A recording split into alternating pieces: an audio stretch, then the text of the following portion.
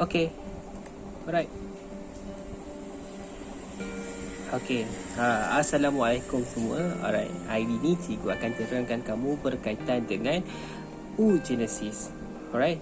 Sebelum ni cikgu dah terangkan kamu tentang spermatogenesis. Jadi bagi siapa yang tak tahu lagi, yang tak tengok lagi video berkaitan dengan spermatogenesis, cikgu akan sediakan link kat bawah ni dekat ruangan description. Kamu boleh tengok dulu dan kemudian barulah fahamkan apakah itu oogenesis. Jadi hari ini cikgu akan terangkan subtopik yang baru berkaitan dengan oogenesis. Okey, baiklah. So apakah itu oogenesis? Okey, oogenesis ni adalah proses pembentukan oosit sekunder atau gamet betina yang berlaku di dalam ovari. Macam cikgu kata tadi, genesis, macam cikgu kata hari tu, okey, oogenesis ni adalah proses pembentukan, dan U ni adalah oosit sekunder, iaitu sel gamet betina. Alright. Jadi berbeza dengan spermatogenesis, oogenesis bermula dalam ovari seorang perempuan sebelum dilahirkan lagi. Alright. So spermatogenesis berlaku semasa lelaki tersebut akil balik. Tetapi oogenesis ni dia berlaku masa dekat fetus lagi. Dekat fetus, dalam kandungan ibu lagi, baby perempuan tersebut dah ada proses oogenesis ni. Alright. Dan oogenesis ini terdapat 3 fasa. Okey. Fasa yang pertama adalah sebelum kelahiran, fasa kedua adalah semasa kelahiran, alright, dan selepas itu adalah akil balik. Okey. Kalau kamu nak tahu semasa dilahirkan seorang baby perempuan ni, dia ada berjuta-juta oosit primer yang kekal dalam peringkat profasa 1 dan profasa 1 meiosis 1. Right. Jadi proses oogenesis ni dia lebih kompleks. Okay, lebih kompleks berbanding dengan spermatogenesis. Jadi cikgu akan sedaya upaya untuk memahamkan kamu di dalam video ini. Alright, dia macam satu storyline tau. Okay, proses oogenesis ni sangat kompleks sampai boleh buat story. Okay, sampai boleh buat storyline lagi. Okay, cikgu akan ceritakan storyline oogenesis ni dengan satu persatu secara perlahan, insya-Allah. Okey, dan kamu kena faham betul-betul, catat mana yang patut. Alright, sebab dia berbeza dengan spermatogenesis. Alright. So cerita dia bermula semasa sebelum kelahiran, semasa mak kamu dapat baby perempuan. Alhamdulillah dapat baby perempuan dalam kandungan. Okey, so jadi baby perempuan dalam kandungan tersebut, okey, dia ada sel germa primordium, okey, di dalam ovari baby perempuan tersebut. Jadi sel germa primordium ini dia akan membahagi secara mitosis. Dia akan membahagi banyak-banyak secara mitosis. Alright, untuk membentuk oogenium. Okey, selepas dah jadi oogenium, sel tersebut akan melakukan proses perkembangan. Okey, dia akan berkembang untuk membentuk oosit primer. Okey, oosit primer ni dia akan melakukan proses meiosis 1. Okey, tetapi ingat, dia akan berhenti pada peringkat profasa 1. Alright. Ingat, dia akan berhenti pada peringkat profasa 1. Dia melakukan meiosis, tapi dia berhenti dekat peringkat profasa 1. Okey. Semasa dilahirkan, baby perempuan tu dilahirkan, okey, dia dah ada berjuta-juta oosit primer ni yang kekal dalam peringkat profasa 1 meiosis 1. Okey, dia tetap diploid sebab dia stop dekat profasa 1 lah, sebab dia belum membahagi lagi, dia belum melengkapkan meiosis 1 tu. That's why lah dia masih diploid. Okey, so proses ni dia akan kekal dalam sampailah, okey, oosit primer ni dia akan kekal sampailah perempuan tersebut akan mengalami akil balik lah. Okay.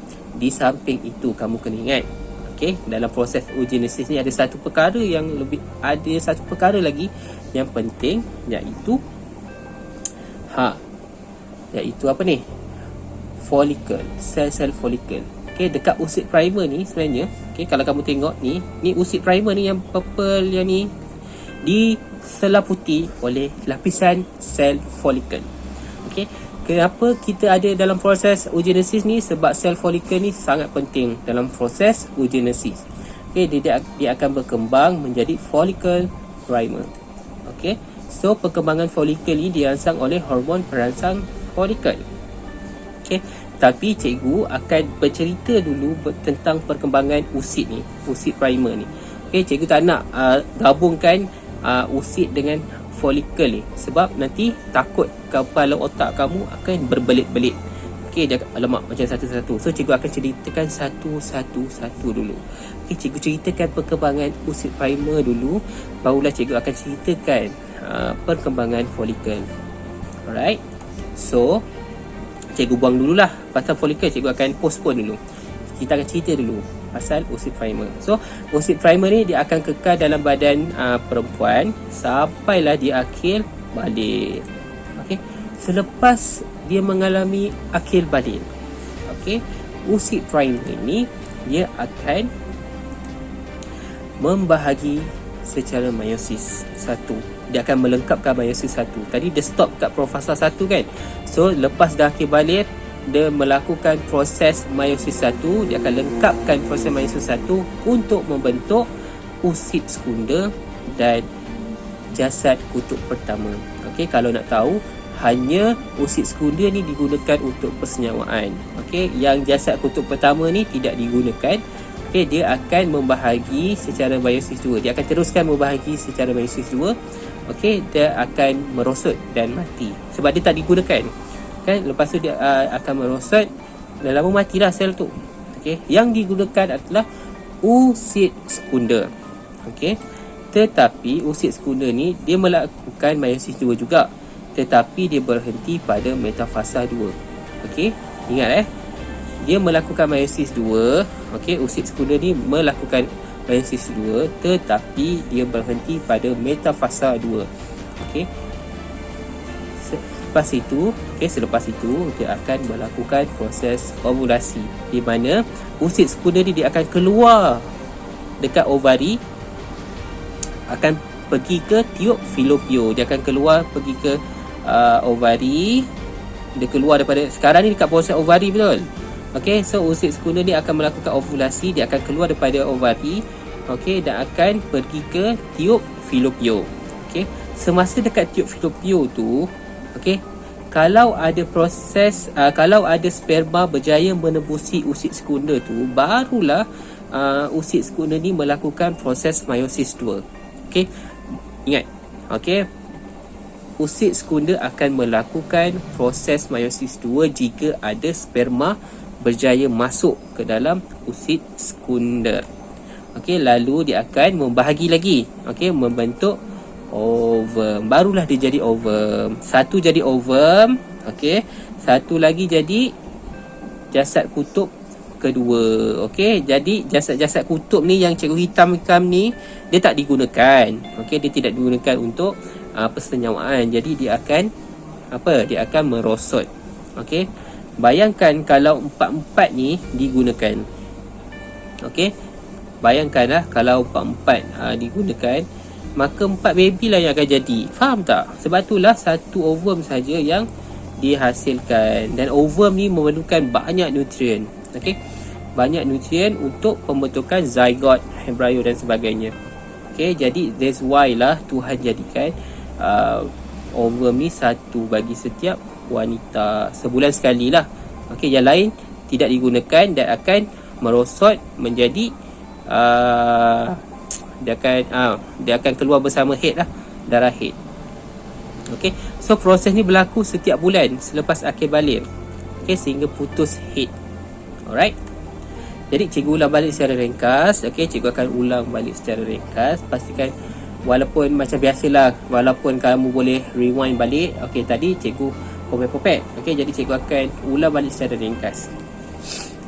Okey, semasa di dalam kandungan badan lagi, semasa sebelum kelahiran lagi, di dalam badan wanita, di dalam mak kamu, di dalam perut kamu. Okey, bismillah, tak best. Okey, sebelum kelahiran lagi, okey, bayi perempuan dalam perut mak kamu, okey, dia ada sel germa primordium dekat ovari. Okey, jadi sel germa primordium tu dia akan membahagi secara banyak, melakukan proses mitosis. Okey, dia akan membahagi membahagi-bahagi melakukan proses secara mitosis untuk menghasilkan eugenium. Lalu eugenium ni dia akan berkembang untuk menghasilkan oocyte primer. Oocyte primer ini dia akan melakukan meiosis 1, tetapi dia berhenti, dia stop dekat bahagian peringkat profasa 1. Jadi semasa dilahirkan, baby perempuan ada berjuta-juta oocyte primer yang kekal dalam peringkat profasa 1, meiosis 1. Okey, jadi oocyte primer ni dia akan kekal dalam badan perempuan tersebut sampailah akhir balir. Okey, semasa akhir balir, oocyte primer ini dia akan melengkapkan meiosis 1 untuk membahagi dan menghasilkan oocyte sekunder dan jasad kutub pertama. Jasad kutub pertama ini tidak digunakan. Okey, jadi dia akan melakukan meiosis 2 juga. Okey, dan akan merosot dan lalu akan mati sebab dia tidak digunakan. Yang digunakan adalah oocyte sekunder. Okey, proses ini berlaku setiap bulan selepas akhir balir sehingga putus haid. Okey, so akan ada satu oocyte primer ni dipilih dan melakukan meiosis 1 lalu membahagi untuk menjadi oocyte sekunder dan jasad kutub pertama. Bila dah melakukan meiosis 1, dia akan jadi haploid. Daripada diploid dia jadi haploid. Okey, selepas itu oocyte sekunder ni, oocyte sekunder saja yang digunakan untuk persenyawaan. Okey, jadi dia akan melakukan meiosis 2 tetapi dia akan stop dekat metafasa 2. Ingat balik pembahagian sel tu. Okey, lepas itu dia akan melakukan ovulasi di mana sel oocyte sekunder ni akan keluar daripada ovari pergi ke tiub fallopian. Okey, semasa dekat tiub fallopian tu, kalau ada sperma yang berjaya menembusi oocyte sekunder, dia akan melengkapkan, okey, melakukan proses meiosis 2. Okey, untuk membahagi menghasilkan ovum. Okey, ingat ovum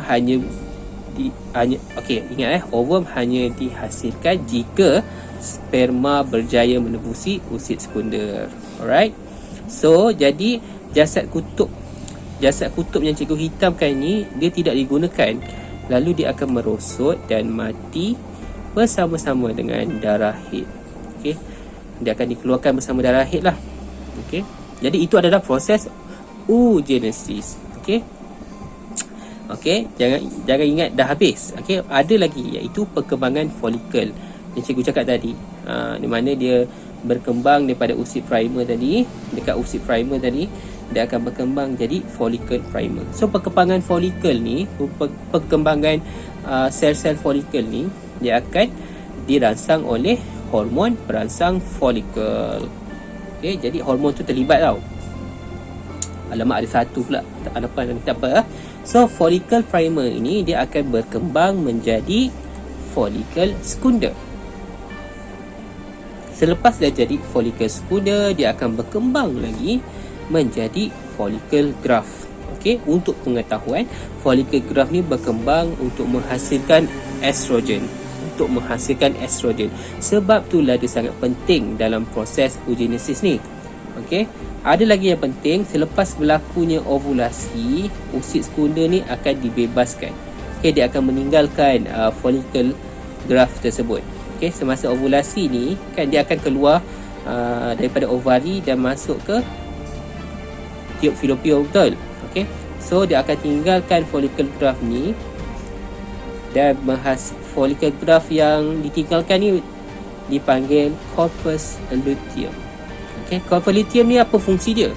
Okey, corpus luteum ni kalau berlaku persenyawaan, okey, kalau sperma berjaya masuk dekat oocyte sekunder, dia akan berkembang dan merembeskan estrogen dan progesteron.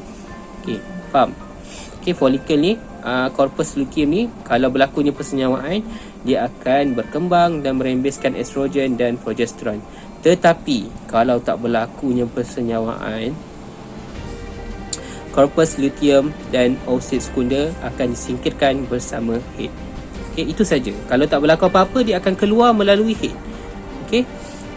Kalau berlakunya persenyawaan, barulah corpus luteum akan merembeskan estrogen dan progesteron, dan oocyte sekunda akan jadi ovum, dan ovum akan jadi zygote dan berkembang jadilah bayi. Okay. Alright, so ini adalah contoh dekat ovari ni macam mana follicle tu berkembang. Okay. Dia berkembang daripada oocyte primer tadi. Okay, dan diseliputi sel follicle. Lepas tu, sel follicle ni dia akan berkembang menjadi follicle primer dan akan jadi follicle sekunda. Lepas tu, dia akan jadi follicle graft. Lepas tu, lepas proses ovulasi, oocyte sekunda tadi dia akan keluar dekat ovari. Dia akan pergi ke tiub fallopian. Jadi, follicle graft yang tak digunakan ni, dia keluar daripada oocyte sekunda tadi, dia keluar daripada follicle graft. Lepas tu, follicle graft yang tak digunakan tu dia dipanggil corpus luteum. Okey, corpus luteum ni dia akan merembeskan hormon estrogen dan progesteron kalau berlaku persenyawaan. Kalau tak berlaku persenyawaan, dia akan mati. Dia akan merosotlah dengan darah haid. Okey, ini adalah gambar raja follicle graft. Okey, follicle graft ni dia mempunyai oocyte sekunda dekat bahagian tengah ni. Warna hijau ni oocyte sekunda. Ini gambar betul tau. Okay. So, oocyte sekunda ni diselaputi oleh follicle cell. Okay. Jadi, ini adalah gambar daripada electron microscope. Okay, kamu boleh tengok. Okay. Ini adalah contoh-contoh gambar betul daripada electron microscope. Okay, kamu boleh tengok lah. Jadi, dia saling berkaitan.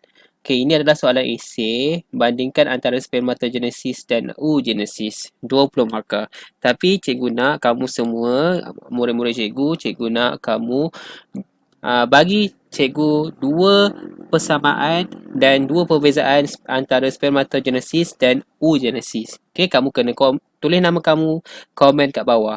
Alright, itu saja pada hari ini. Alright, mungkin ada masalah sikit dalam video ni. Terpaksa cikgu record pakai suara, tak ada muka cikgu. Alright, itu saja. Selamat tinggal. Bye bye. Terima kasih. Assalamualaikum.